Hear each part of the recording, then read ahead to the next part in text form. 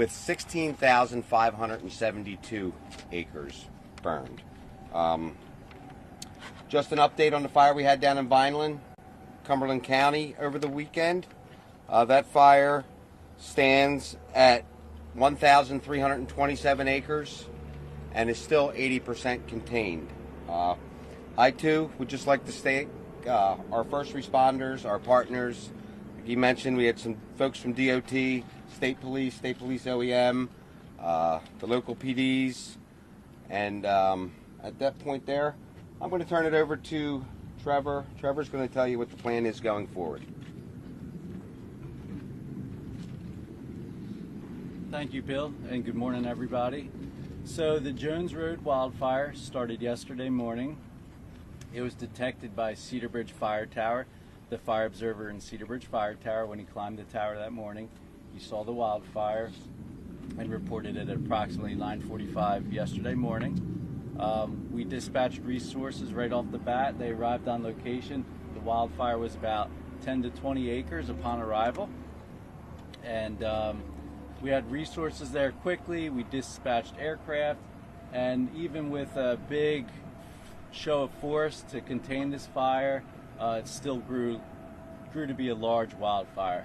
So our initial attack efforts failed because of extreme fire behavior, dry, droughty fuels, spring fire season, windy, low RH, which is relative humidity.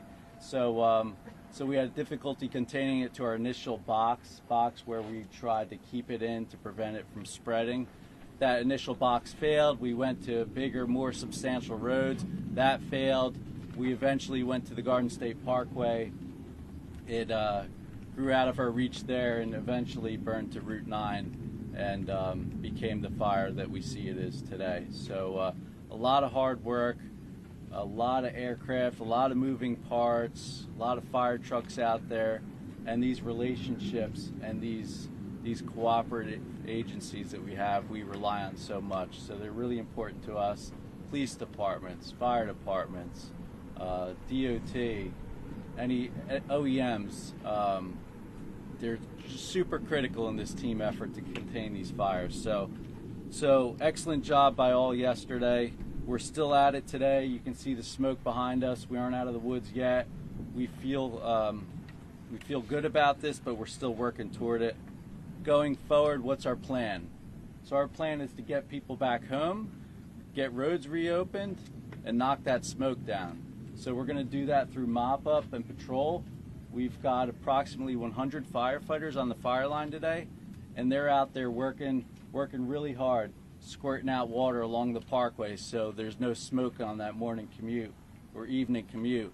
They're putting out stumps and logs around homes so that there's no smoke and they can open their windows and their homes are safe and they feel safe.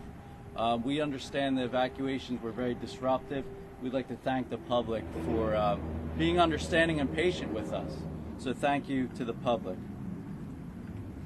We're going to continue to knock back the smoke, reopen the roads, reduce the traffic.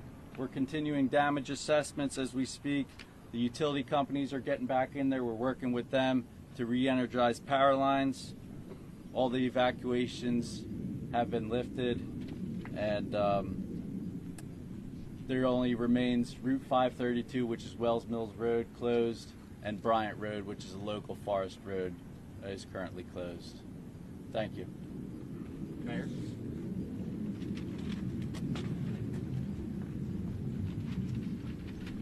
Hey, good morning. I just want to give you an update from the Lacey Township perspective, which was part of ground zero from where we were with the fire. So shortly after probably about 3 o'clock yesterday afternoon, we received word that one of our senior communities, Pheasant Run, was under a voluntary evacuation, and that leads into some special challenges when you're talking about health care and seniors and issues that could be immediate. That became mandatory evacuation. We set up a makeshift shelter at our community hall at 15 East Lacey Road, but we had no power. We had no cots, we had no nurses, we had no emergency provisions. But for our upper echelons in the county, Sheriff Mastronardi, Mike Fiore, and of course our Board of County Commissioners. We were able to load the seniors up and assist them get on the bus and bring them to a shelter that was very well prepared. And that was at Manchester High School, some 35-minute drive away. And just so people know, as of this morning, I got a report from Sheriff Mastronardi, Ocean County Sheriff, as about an hour ago, not one single family home was damaged. Not one person was injured. There has not been one loss of life as about an hour ago. So there's too many people to thank. Commissioner LaTourette, our 9th Legislative District, Prosecutor Billheimer, everybody working shoulder to shoulder. And last night my phone was blowing up. Every local mayor, township administrator, Deputy Mayor Menashe Miller, Mayor Bacchione of Berkeley Township. Pete, what do you need? Pete, how many firemen can we get down there? And I got a video texted. I thought it was a parade, and it was Lakewood sending a row of emergency vehicles down here in accordance with OEM.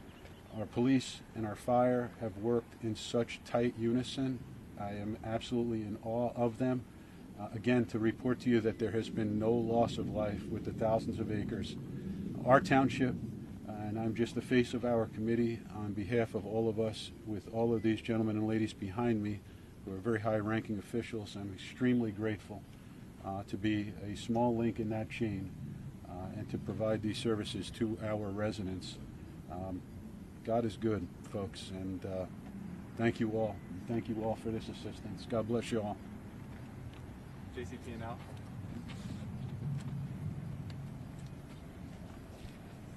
Good morning. First, we'd like to thank our customers for their patience and understanding during this event. We recognize that any power outage is challenging, and in a situation as stressful as this fire and the past 12 to 24 hours have been, we really appreciate their patience and understanding. We also want to recognize the Forest Fire Service and their fire command. We work with emergency management personnel on the municipal, county, and state level every day.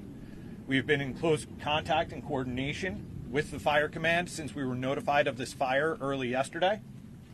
At approximately 6 p.m. yesterday, we did receive a request from the fire command to de-energize all of our lines going in and out of our Oyster Creek substation. This resulted in an outage affecting approximately 25,000 customers. That includes pretty much all of our customers in Barnegat and Ocean Townships, as well as about 3/4 of our customers in Lacey. This morning, we were cleared to begin our damage assessments. Our crews have been out since early this morning surveying our lines, checking our poles, our wires, our devices to see what can handle power, what damage there is. And we will begin the restoration process as those surveys are completed. At this time, we do expect that our customers in Lacey, approximately 6,700 customers, will be restored early this afternoon. Our remaining customers will be restored as those surveys are completed. We have been proactively communicating with our affected customers throughout this process. We continue to do so. We encourage any customers that are affected to follow the updates on the outage map on our website, jcp-l.com. And if they have not already done so, register for our text alert system. They can text REG, R-E-G, to 544-487. We will provide ETR updates, restoration timing updates, via the text alert system. And even if customers are not affected, we encourage them to go ahead and register for that system, as you can report outages via text messages, receive outage updates, even check your bill via text message. Thank you. All right, so we're going to do questions now. Like I stated earlier, we're going to start from the left and go to the right. Please raise your hand and we'll go down the line. This is for anyone. You talked about you guys expect the number of acres burned to grow and for this wildfire to be the largest in New Jersey in the past 20 years. Can you just speak to the difficulty of that and what firefighters are facing as the days go on? Sure. So it may be the largest in 20 years based on how we are anticipating the fire movement. I'm sorry. Sorry, I was responding to the questioner. How dare I? Let me respond to the cameras. As I had mentioned before, we are anticipating the fire to grow from beyond the current estimate of 11,500 acres at 30% containment. And that is because this is still a very active fire. And there are burnout operations that are ongoing. Trevor could step up and explain that a bit more to you. But as we continue to get this under full control, the expectation is that that number of acres will grow, and grow in a place that is unpopulated, that is more open wilderness. But in order to fully contain the fire, more burnout operations are necessary, and that will likely increase the overall acreage. Trevor, do you have anything to add? No, you got it. Commissioner. I want to follow the rules and go this way. I was just wondering if anyone could speak to the amount of mutual aid coverage that has been assisting with the fires. Well, I know that we've had... Don't make those guys mad. Yeah. All right. I know last night the local fire departments, through their county coordinators, pulled the trigger. And there were fire departments here from Gloucester County, Camden County, Burlington County, obviously all of Ocean County, and Monmouth County.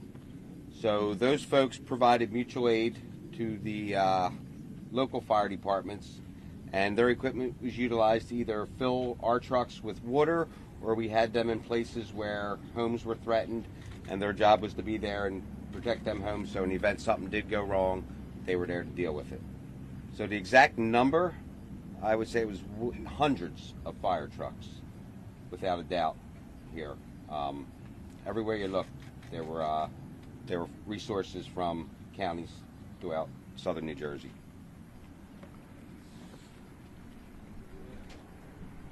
Do you anticipate full containment by when? Is there an idea? So the question is about when we can anticipate full containment.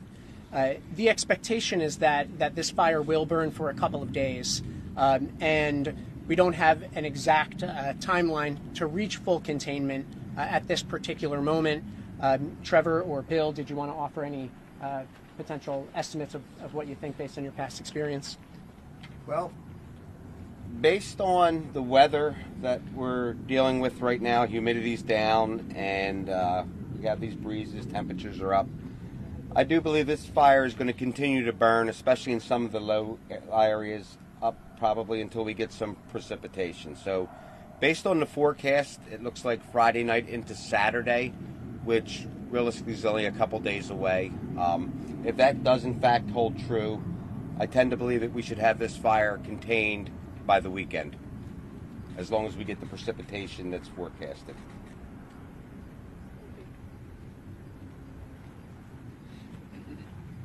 Jimmy, do you want to? So I think we might have skipped someone. Yep, right here. Yep. I was just wondering, you said there was one commercial structure, I believe, that was burned. I noticed in the photos yesterday that there was I don't know if it was a factory or a warehouse or something, emergency equipment for fire protection. Is that the structure?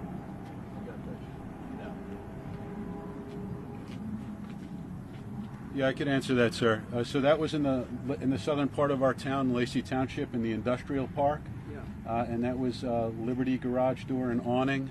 It's completely destroyed. It's on Old Shore Road. So I surveyed that damage with our administrator, Larray, this morning. But thankfully there were no injuries. And as I said earlier, correctly, none of the single-family homes were destroyed. So we had zero loss of single-family structures, and we have a lot of timber structures, very few brick structures in our township, so we were very fortunate. But that down there, in that part of the industrial park, the fire came right up to the back of the industrial park, and it took out that building. It was the emergency equipment building? No, it was Liberty garage door and awning. Oh, okay. So that's gone now. So it's very unfortunate because it was a great business. But does that answer your question, sir? Yes, thank you. Thank you so much. Oh, we have crews that have seen like small fires along the parkway over by Waretown and Forks River. Is that something that we're kind of watching? Anything that could get in the way of drivers or something like that? Yes, it is something that we're watching. I'll ask Trevor to come up and explain operationally how that's being handled, but it is being watched throughout the day, and folks are responding to those reports. While I was on the aerial surveillance flight this morning, I could hear all of the first responders overhead responding to those individual incidents as they're reported. Trevor, do you want to explain that a bit more? Sure, thank you, Sean. So yes, we are mopping up along the parkway. So what that means, there's lots of embers, lots of trees on fire that might have been dead in the past, so they might be more on fire than others. So they're no threat to the line, they aren't a threat to containment, but we are actively out there knocking down the heat, knocking down the smoke, so that along people's commute, that it doesn't disrupt them. There's not going to be any traffic concerns or road safety concerns. You talked about several failed measures in the beginning when the fire first started. How unusual is it for that to happen over and over again? And is that directly attributed to the weather and then the conditions we saw yesterday? So this fire, it was a dangerous wildfire moving quickly. It's pretty extreme conditions right now. Spring fire season, April 20th is about the peak of spring fire season. And here we are at the 22nd, it started, today's the 23rd. We're ready to peak. It doesn't get any worse than this date in history in New Jersey. So that, coupled with the drought, coupled with the low humidity, winds, nice sunny weather, it just made for a difficult firefight. Commissioner, there's been some criticism from members of the community about what they say is insufficient information. How are you all informing the community as to what was going on, and why are we just having a news conference now? So I want to just backtrack a bit to Trevor's explanation of this fire. This fire was incredibly dangerous, and particularly in the late afternoon and into evening hours last night.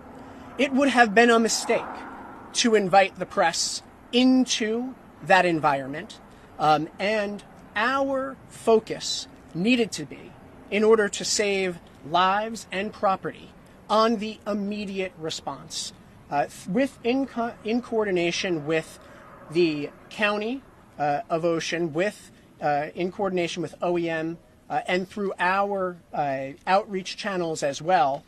Information was being consistently provided, and I would encourage every resident of the state of New Jersey to follow the New Jersey Forest Fire Service on any media channel that is familiar and comfortable to you, whether it's on X or Facebook, so that you are getting the real-time updates, because they go right there, right away. But no, a media briefing was not offered last night. It frankly wasn't safe for us to bring folks into that area. And to relate back to Trevor's point about the behavior of the fire, its heat and its activity, this being peak wildfire season, as the Forest Fire Service plans its approach to containment and to suppression, there's a strategy of, can we stop the fire at this location, and if that is unsuccessful because of the fire's behavior, we adjust course so as to contain it at another location. Would be the way to describe it. Sometimes that's in accordance with fire breaks that exist. Sometimes that's in accordance with roadways or water bodies that provide a natural fire break. But as this fire was behaving very actively and fiercely, it was effectively throwing itself, meaning that from the main fire on the west side of the parkway, winds were carrying embers that landed in another spot, creating a flanking fire. And so folks may have experienced on the ground the existence of multiple fires. It is all a piece of this wildfire, but those conditions of the throwing embers, of the spotting, would cause us to keep our focus on containing those conditions and providing updates through the media channels that we do. But when you say real time, the one last night was at 11 p.m. and so that's where the criticisms came from, that they didn't have anything overnight until now from the New Jersey forest fire. Yeah, I understand that reflection. In the early morning hours, we're up in the air surveying once we have the daylight to be able to provide the best information. As of around 7 a.m., OEM was providing updates about the sheltering through its media channels. The Garden State Parkway opened up around 5:30. Those pieces of information were being provided as they were available, as those decisions were made. With respect to the overall, here's the number of acreage, this is the containment, we've got to get out and do those investigations while we have the daylight. And so this is a function of that. Yes. You said this could be the largest wildfire in what was the acreage burned in that previous fire? In 2006, Bill, do you want to share?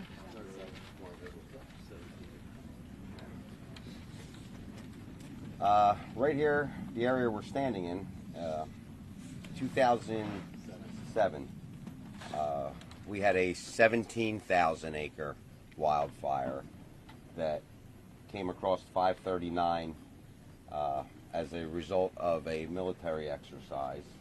And that fire went from 539, actually, from the bombing range down there, if anybody's familiar with that, all the way to the Parkway and down to Route 72. So that there was a 17,000 acre fire that occurred 19 years ago. So if this one isn't the next 20 years, it's probably the 18 years. Trish? We know from previous reporting that this areas like this can be particularly challenging because they're heavily wooded but also heavily populated. Can you talk about the challenges in navigating that with so many people and so much infrastructure in the area, and also is anything being looked at in terms of wildfires and future planning and future development of this area, future preservation to mitigate situations like this? Sure. We find ourselves in this very fire at the wildland-urban interface, right? That place where the open wilderness meets our developed built environment. And that place, that interface, is a highly risky place. And there are a number of ways to address and reduce those risks. Earlier this year, at a roundtable that the governor hosted, which Senator Amato, right behind me, was with, and is an outstanding supporter of the Forest Fire Service. We launched the New Jersey Wildfire Smart campaign, which has a number of different components. You can find that right on the DEP website at dep.nj.gov. Part of that has to do with helping individual property owners understand and reduce risks of living along that wildland-urban interface. How can they characterize those risks? What specific actions can they take around properties? Same true of commercial properties at that interface as well, right? That type of risk mapping and advice for how to reduce those risks on private properties is available right on our website.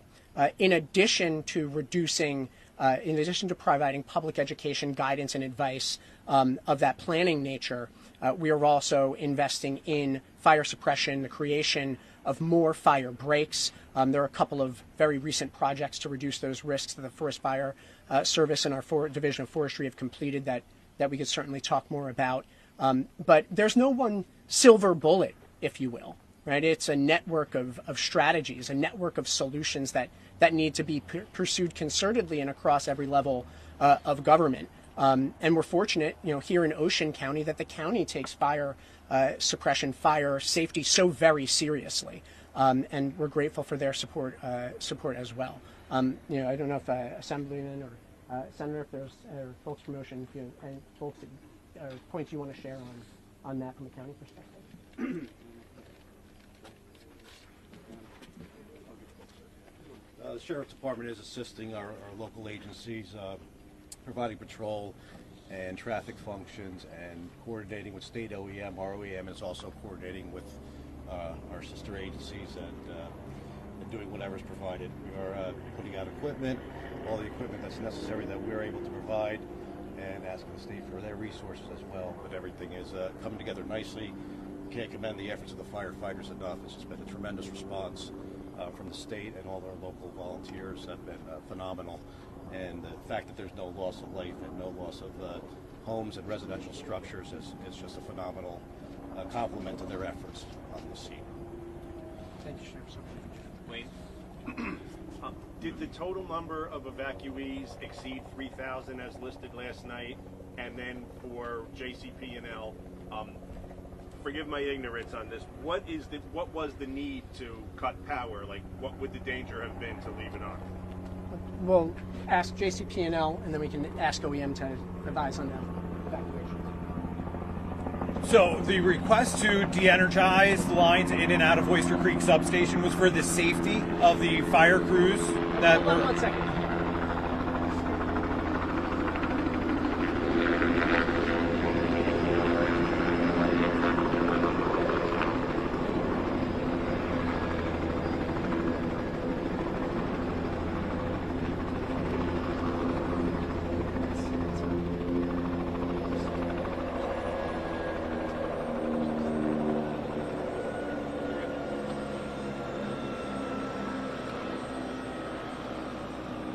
Noise level okay? All right. So the request to de-energize those lines in and out of Oyster Creek substation was for the safety of the fire crews on the ground. Those are high voltage lines that go in and out of that substation. So we went ahead and de-energized those. That also meant then that the feed from Oyster Creek to substations in Lacey and Waretown was cut, and those substations didn't have power as a result. Safety is a top priority for us, so this restoration process and the timing of restorations are built entirely around safety. We need to make sure our system is safe. We need to make sure that even once our system is safe, the area that we are re-energizing is safe, that we are not putting fire crews at risk, we are not putting our crews at risk, we are not putting the general public at risk by energizing the lines. At risk of what? A live wire falling on them, basically? Live wire coming down, just that electricity is a very dangerous, object. That high voltage lines have a clearance field around them. So just making sure that all clearances were safe, that everybody's able to operate and do everything they need to do to prioritize the suppression of the fire and not have to worry about the lines that are there. All right. And the total number of evacuees, anyone? Yeah, so right now, between Lacey Township and Ocean Township, Waretown, the total number of evacuees is approximately 5,000 people. So as soon as things are under control, we're going to transition those folks back safely to their home. We'll have transportation provisions made for them.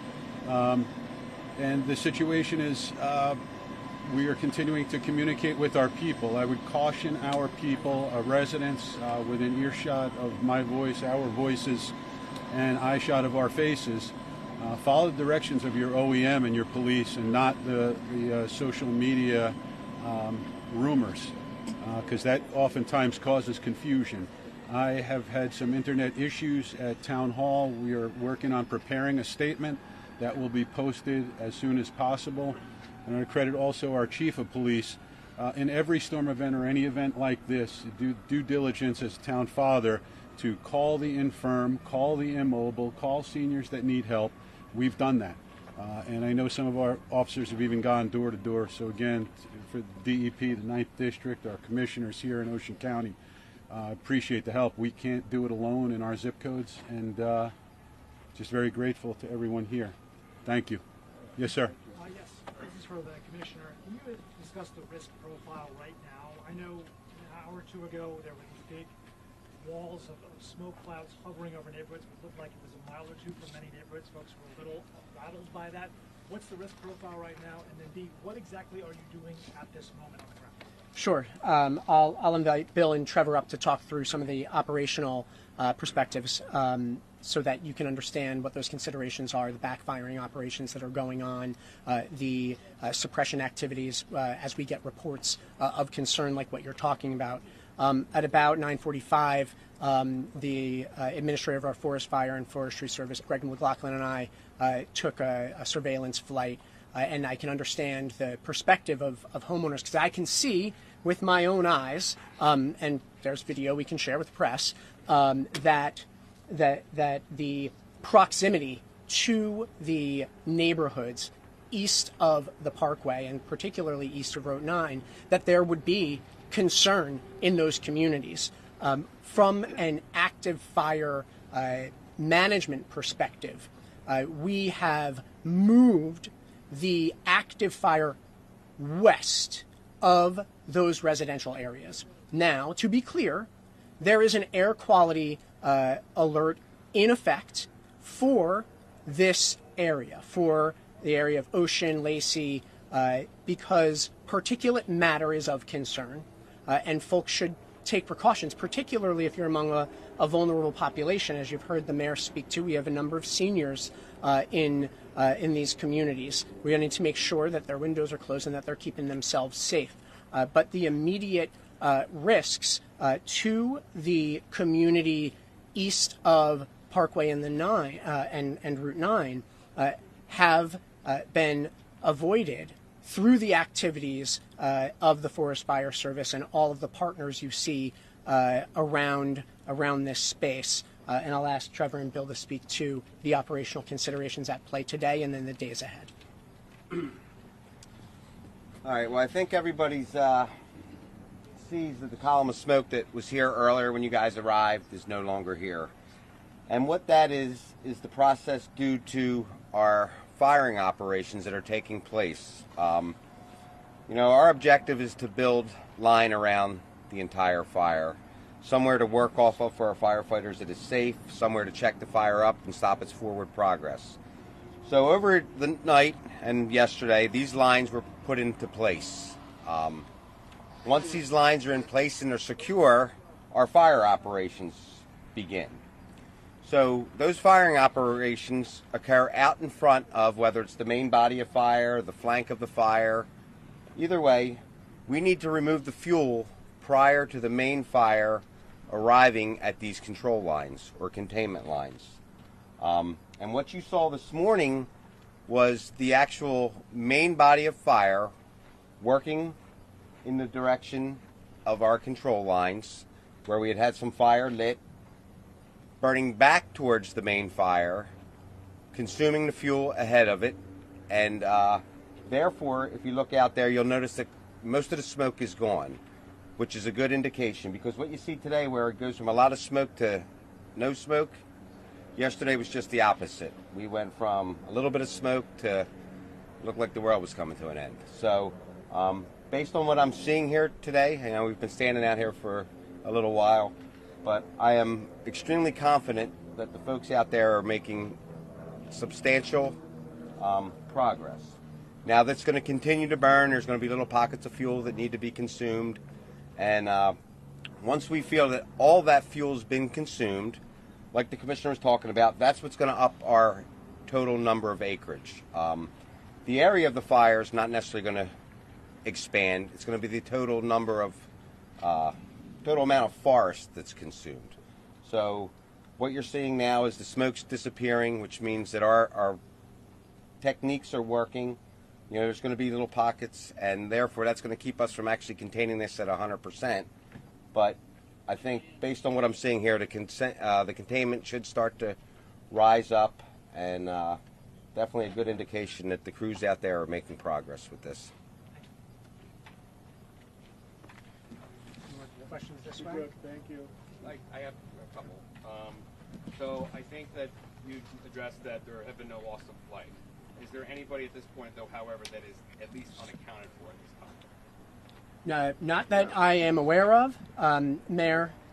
No. And none is reported by the mayor as well. And then I have two follow-ups. I think you might have addressed this before, Commissioner, but I thought I overheard somebody ask about the Parkway. Is there still a chance that the Parkway could be shut down again? And then also, one of my coworkers had been hearing online or another report that there was maybe a half dozen unhoused that were living in the woods that might have been displaced in the because of the fire.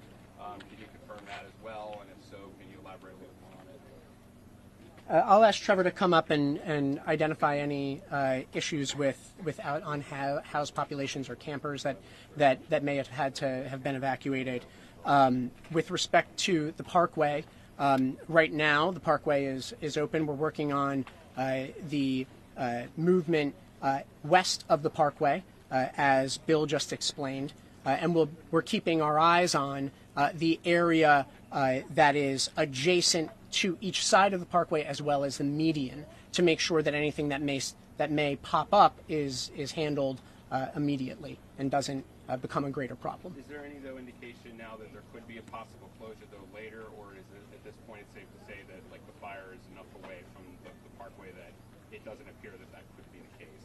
It would be irresponsible of me to tell you the Parkway wouldn't need to be closed if the fire suddenly begins changing its behavior different from what we see right now. You just heard the chief of the Forest Fire Service explain that he's confident with respect to the techniques being deployed and the wind direction and the wind speeds are in our favor today.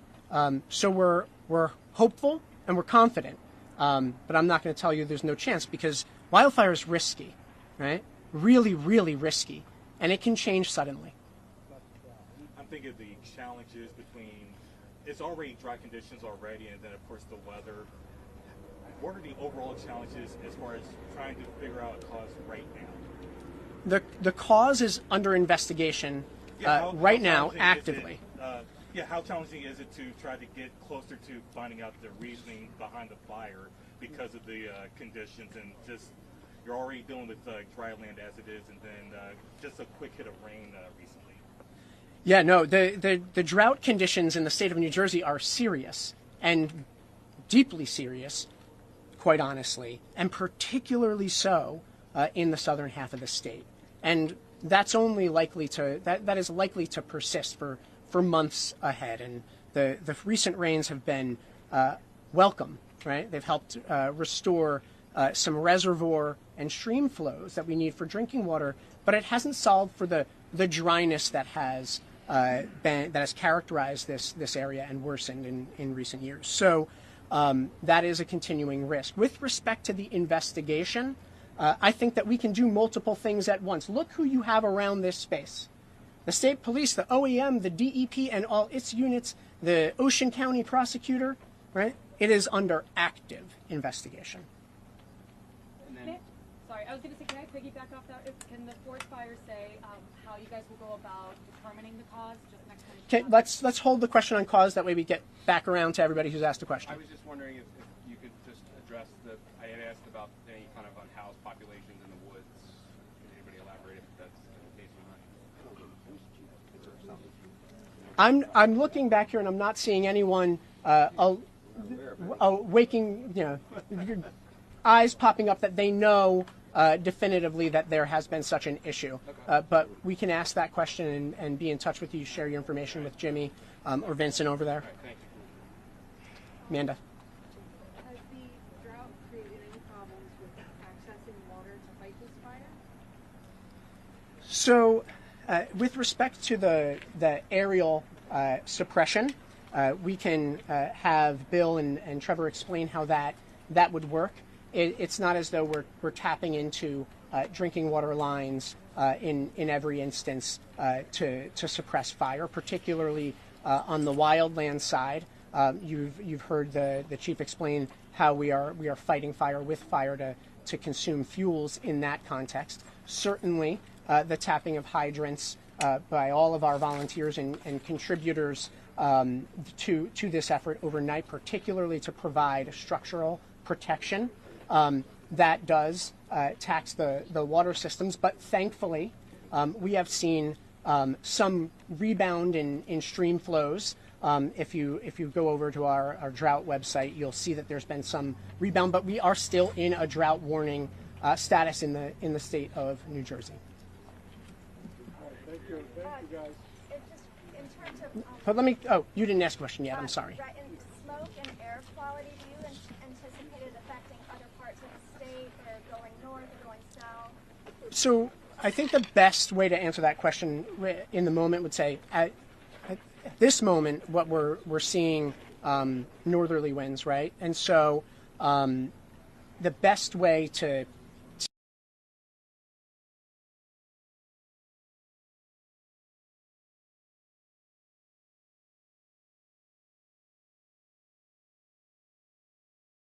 be able to see of wildfire change of this burnout operation, which will be lengthy. But right now, the action alert is for this area of Southern Ocean County. I do have a question. In terms of this air quality alert, I mean, there are some health concerns, especially people who already have a hard time breathing. What precautions are you encouraging them? Yeah, so I would, first of all, encourage folks to go to dp.nj.gov, and you will see a link right there to the air quality recommendations for individuals. Ocean County has also put out information to help guide its residents through all its local channels. These can be simple things about keeping the air in your car recycling as opposed to drawing in outdoor air, keeping your windows closed, not spending unnecessary time outdoors if you are particularly vulnerable, if you do have underlying pulmonary and respiratory conditions, seniors, young children, of course, as well. All of that information is available from both the County Health Department and the DEP. Thank you. And then I just wanted to ask Chief Donnelly if he can explain how you'll go about determining the cause of the fire and if you have a potential cause as of now. Well, as of right now, the investigation was set to start taking place here probably sometime around lunchtime. One of the things about Ocean County, it's a fantastic town, or county, I guess you would say, to actually do wildland fire investigation.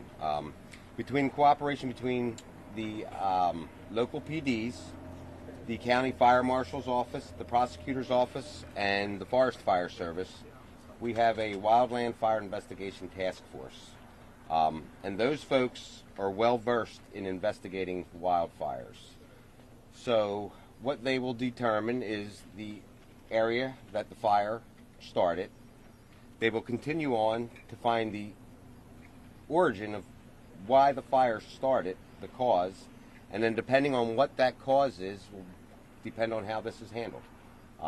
But I'm very confident that they will come up with some sort of a determination, and once that determination is made and all their I's are dotted and their T's are crossed, we will make that information available to you. But as of right now, like I said, sometime around lunchtime, I know this task force was gathering up and going to make their way out there.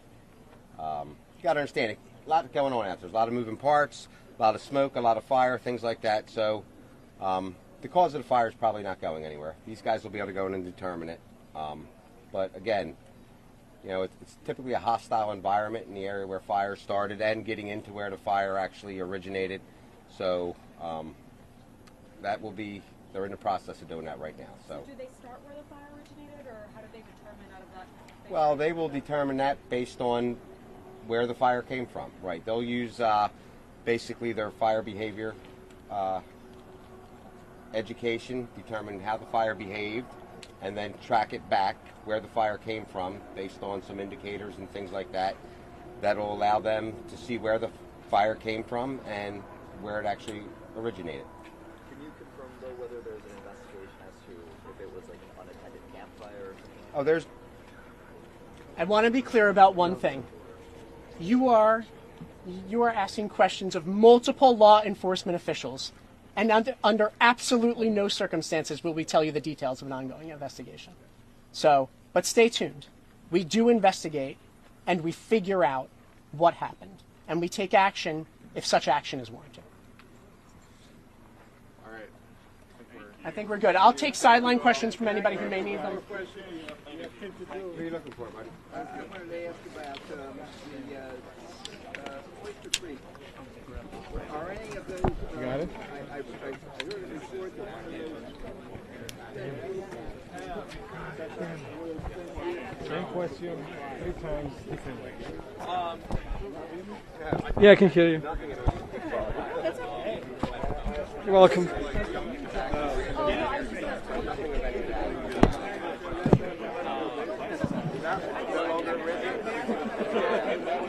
That was mine. No, I was sitting there. I was